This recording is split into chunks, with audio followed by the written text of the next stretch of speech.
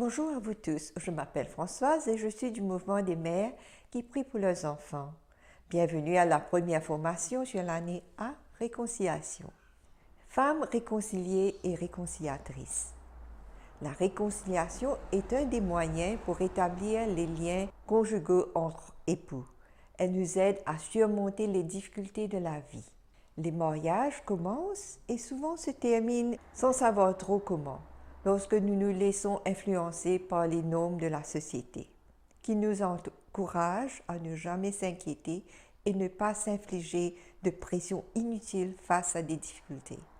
La réconciliation pratiquée vis-à-vis de toutes les souffrances vécues par les conjoints et les enfants amène à assumer la responsabilité de créer un monde meilleur où l'harmonie règne au sein de la famille et non au bien-être de soi. Nous, les mères, sommes appelées à être au premier plan et de prendre ce rôle de réconciliatrice. Les défauts et les faiblesses se projettent comme par effet de miroir sur chacun des conjoints. Alors, ces différentes étapes sont nécessaires pour entamer une réconciliation. Le pardon de soi, identifier les erreurs de son conjoint, le désir d'exprimer son pardon. Pardonner, ce n'est pas d'accepter ou d'être d'accord avec les mauvais choix de l'autre, mais de ne pas laisser les sentiments négatifs détruire la relation avec l'autre, en lui reconnaissant un avenir et ne l'enfermant pas dans la conduite passée.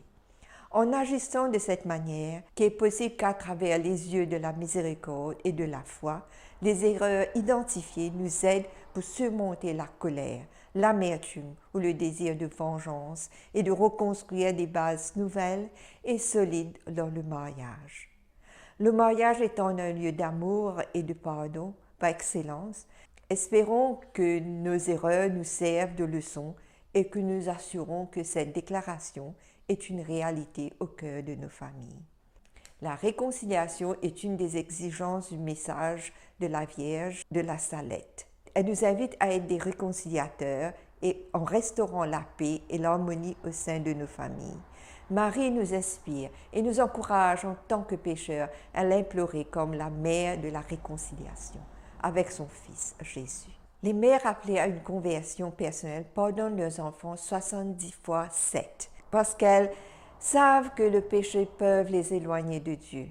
Elles se débattent pour le bonheur de leurs enfants malgré leurs erreurs et leurs mauvais choix. Parce que ces enfants sont la chair de leur chair. La prière de la mère réconciliatrice, chapelet pour le pardon, par Monseigneur Louise Manchilla Villela.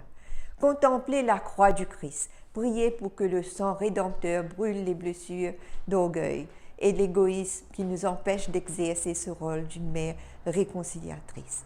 Celle qui aime pardonne. Vaincre la tentation. L'Église nous invite à jeûner afin de prendre conscience de nos manquements et de se rapprocher de Dieu, ainsi de travailler la discipline en soi et de pratiquer la maîtrise de soi. L'orgueil, complaisance, mensonge et vanité sont des exemples de péchés à vaincre afin de surmonter les tentations qui nous empêchent à une réconciliation. Ce n'est pas possible que par une vie de communion et de prière, passer du temps en la présence de Dieu, être rempli de puissance pour la prière et le jeûne. Nous demandons à Dieu de nous aider dans notre combat, en nous accordant ces différentes vertus, la détermination, la persévérance et le courage qui nous mèneront à la victoire. Les femmes mentionnées dans la Bible, telles que Rahab, Ruth et Marie, Madeleine, étaient exclues de la société, mais la puissance de leur foi les ont rendues victorieuses par la grâce de Dieu. Rahab, au passé douteux, une prostituée, était la mère de Boaz, qui épousa Ruth, une païenne, dont l'arrière-grand-mère du roi David, figurant à ce titre parmi les ancêtres des rois davidiques, donc de Jésus. La vie de Marie-Madeleine changea drastiquement après sa rencontre avec le Christ réconciliateur. Elle fut un des témoins de la passion de Jésus-Christ. La première personne à qui Jésus s'est révélé après sa mort. Matthieu 27, 55 à 56. Il y avait là plusieurs femmes qui regardaient de loin, qui avaient accompagné Jésus depuis la Galilée pour le servir. Parmi elles était Marie de Magdala. Elle était à l'écoute de chacun, les aidant dans leurs missions respectives, même n'étant pas une mère biologique de ceux qu'elle prenait soin. Nous sommes appelés à suivre les vertus dont Marie-Madeleine a fait preuve, étant mère biologique ou non. Nous sommes par conséquent tenus à assumer le rôle de réconciliatrice. La charité qui sensibilise les gens à voir les douleurs des autres et d'être utile sans attendre de récompense, et par la prière qui aide les gens à découvrir les comportements qui plaisent au Seigneur, les aidant à se rapprocher de Dieu et par conséquent la réconciliation. La réconciliation nous permet ainsi de surmonter de nombreux conflits dans nos relations interpersonnelles. Soyons vigilants et ne pas oublier la mise en garde du frère Bernardino Diaz.